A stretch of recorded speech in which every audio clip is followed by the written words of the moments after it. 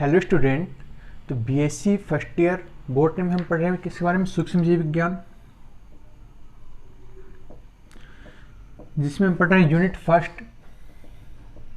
और इसमें अपना जो टॉपिक चल रहा है वो क्या है, जीवाणुओं में प्रजनन। टॉपिक क्या चल रहा है, जीवाणुओं में प्रजनन। तो हमने बताया था कि जीवाणुओं में जो जनन पाया जाता है कायिक विधि के द्वारा पाया जाता है, दूसरा पाया जाता है अलैंगिक विधि के द्वारा पाया जाता है, और तीसरा जो पाया जाता है किसके द्वारा, आनुवांशिक पुनर्योजन, या हम कह सकते हैं लैंगिक पुनर्योजन पाया जाता है। ठीक है, कायिक जनन के बारे में हमने पढ़ लिया है, अलैंगिक जनन के बारे में हम पढ़ लिया है। आज जो हमारा टॉपिक है रिप्रोडक्शन में वो है लैंगिक पुनर्योजन या आनुवांशिक पुनर्योजन। लैंगिक पुनर्योजन या हम इसको बोल सकते हैं आनुवांशिक पुनर्योजन।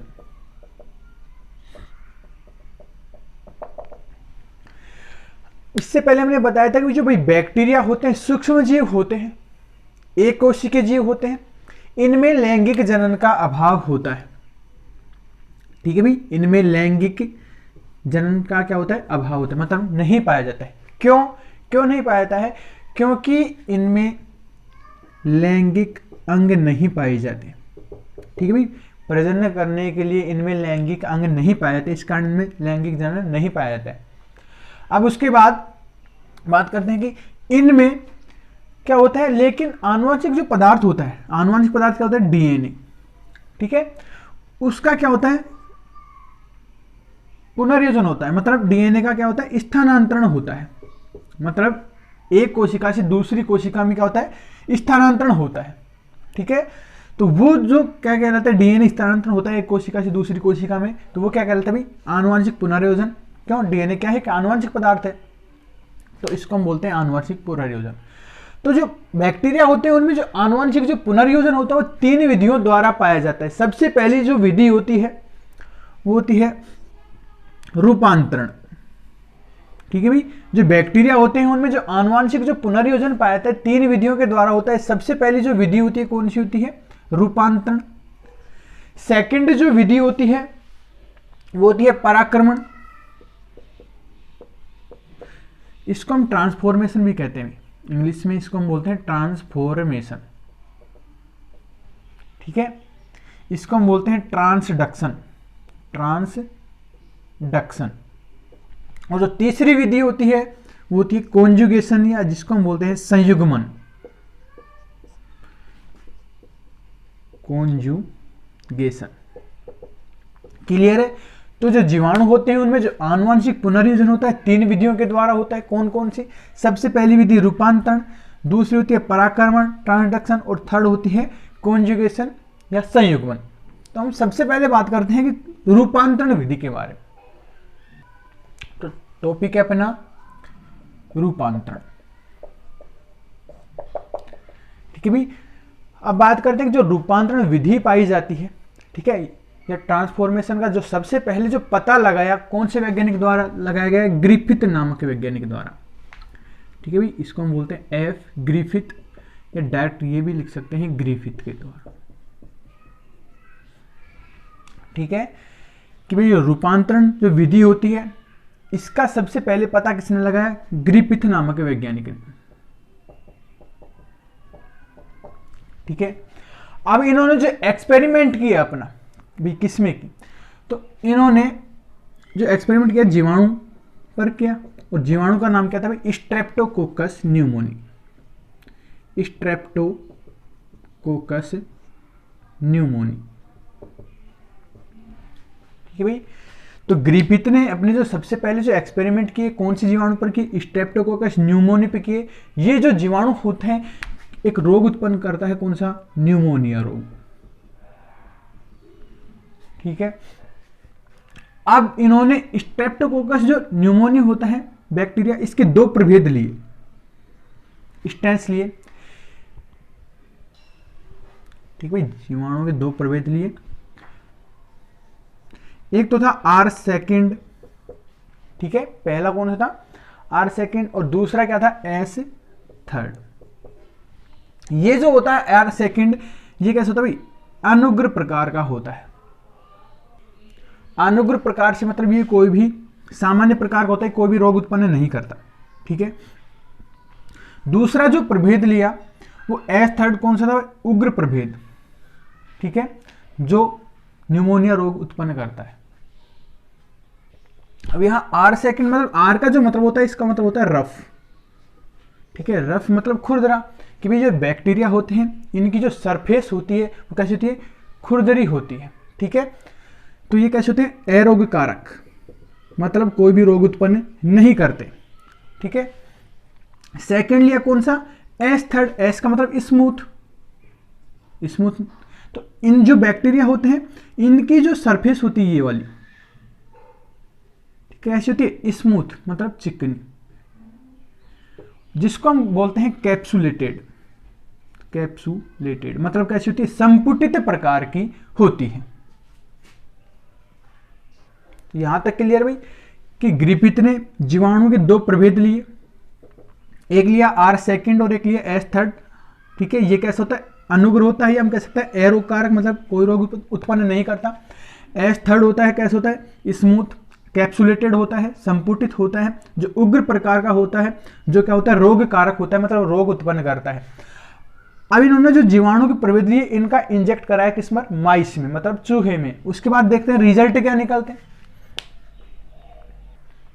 तो ग्रिफिथ ने सबसे पहले एस थर्ड लिया। ठीक है भाई, एस थर्ड प्रभेद लिया और उसको इंजेक्ट कराया। इंजेक्ट मतलब चूहा लिया, मतलब चूहा लिया एक, उस एस थर्ड जो प्रभेद होता है उसको उसमें सुई की सहायता से क्या करा दिया, इंजेक्ट करा दिया। उसके बाद देखा कि जो चूहा था वो कैसा हो गया भाई, मर गया।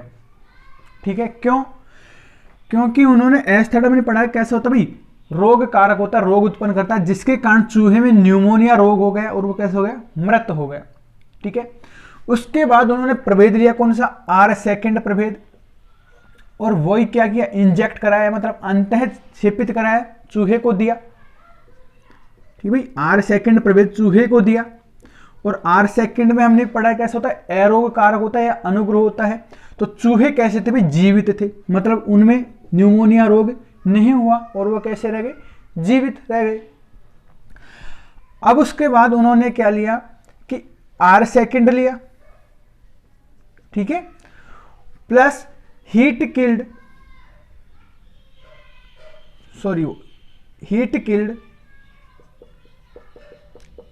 एस थर्ड लिया। ठीक है, कि मतलब दोबारा से क्या लिया, एस थर्ड लिया भाई, पहले में एस थर्ड लिया, दोबारा क्या लिया, एस थर्ड लिया और उसको हीट किल्ड किया, मतलब उच्च ताप पर गर्म किया। ठीक है, अब उच्च ताप पर गर्म किया तो जो बैक्टीरिया हुए मर गए। अब उन्होंने चूहे में इंजेक्ट कराया, तो चूहा कैसा रहेगा, जीवित या मृत, कि भाई जो बैक्टीरिया को उसके स्ट्रेन को हीट किल कराया, उच्च ताप पर गर्म किया तो मर गए। ठीक है, तो जो चूहा था वो कैसा था, जीवित। जीवित क्यों रह गया, कि उन्होंने जो एस थर्ड जो प्रभेद होता है उसको हाई टेम्परेचर पर गर्म किया, जिसके कारण क्या हो गए, बैक्टीरिया मृत हो गए, मतलब निष्क्रिय हो गए। तो जिसके कारण जो चूहा हो गया कैसा हो गया, जीवित। अब उसके बाद उन्होंने क्या किया कि हीट किल्ड एस थर्ड लिया,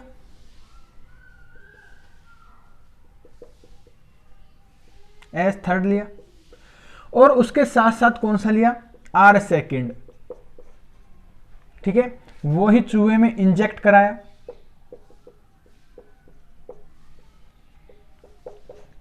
ठीक है भाई, हीट किल्ड एस थर्ड लिया और आर सेकेंड लिया, चूहे में इंजेक्ट कराया। उन्होंने देखा कि जो चूहा है मर चुका है।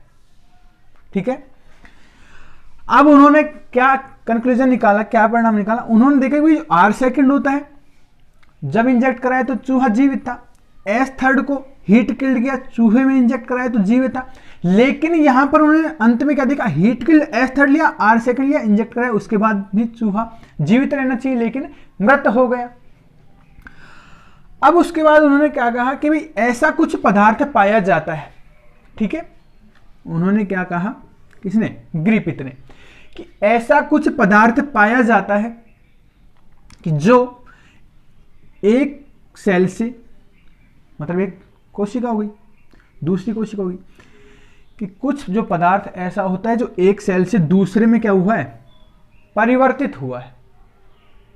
ठीक है, मतलब कि जो S3 था उग्र वाला, उसका जो डीएनए होता है वो इसमें क्या हो गया, मतलब R सेकंड में क्या हो गया, ट्रांसफॉर्म हो गया। S3 का डीएनए, भाई ये मर गए हीट किल्ड पर, हीट किल्ड कराया तो ये क्या हो गई, बैक्टीरिया मर गए। अब उसमें जो डीएनए होता है मरने के बाद विघटित हुआ, जो डीएनए हो गया कहाँ गया, R सेकंड में आ गया। तो फिर ग्रिफिथ ने क्या कहा, कुछ ऐसा पदार्थ तो है जो एक कोशिका से दूसरी कोशिका में क्या हुआ है, ट्रांसफर हुआ है। ठीक है, और जो ट्रांसफर हुआ वो क्या था, डीएनए। ठीक है, तो इस आधार पर उन्होंने रूपांतरण तकनीक, रूपांतरण विधि के बारे में बताया। यहां तक क्लियर है। रूपांतरण की भाई डिस्कवरी किसने की, ग्रिफिथ ने एक्सपेरिमेंट किया स्ट्रेप्टोकोकस न्यूमोनिया पे, जो न्यूमोनिया रोग उत्पन्न करता है।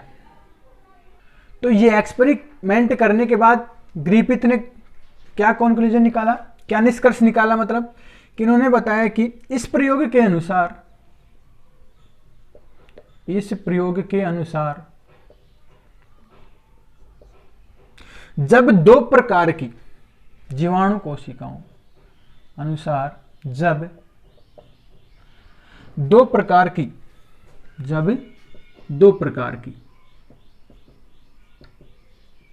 जीवाणु कोशिकाएं, दो प्रकार की जीवाणु कोशिकाएं एक दूसरे के संपर्क में आती हैं,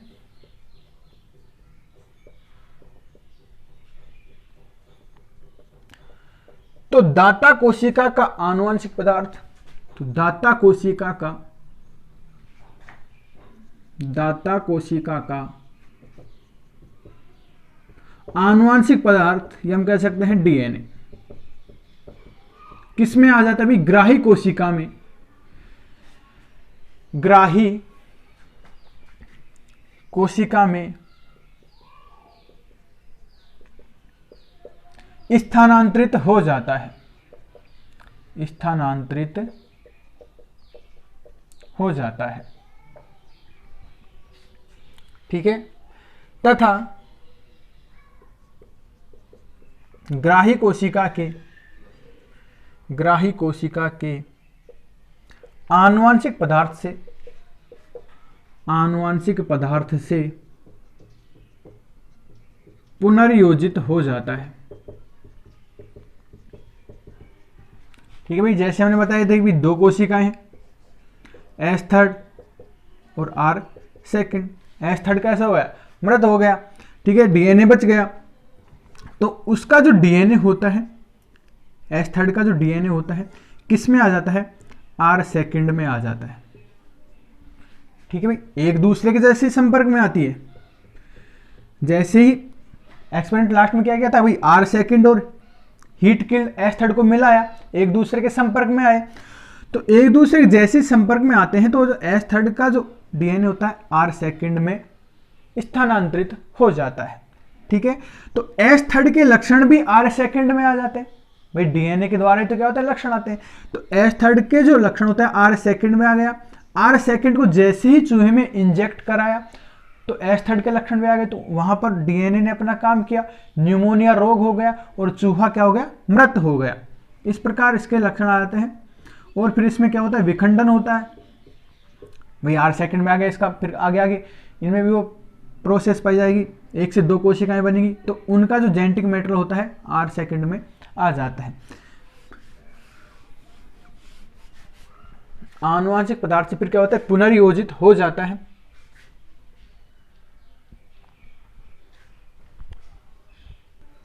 जिससे एक सेल में या एक कोशिका में दोनों के लक्षण पाए जाते हैं, दोनों के लक्षण पाए जाते हैं, और जिसके कारण चूहा क्या हो गया, मृत हो गया था। तो ये जो टेक्निक होती है, ये जो विधि होती है क्या कहलाती है, रूपांतरण विधि कहलाती है। क्लियर है?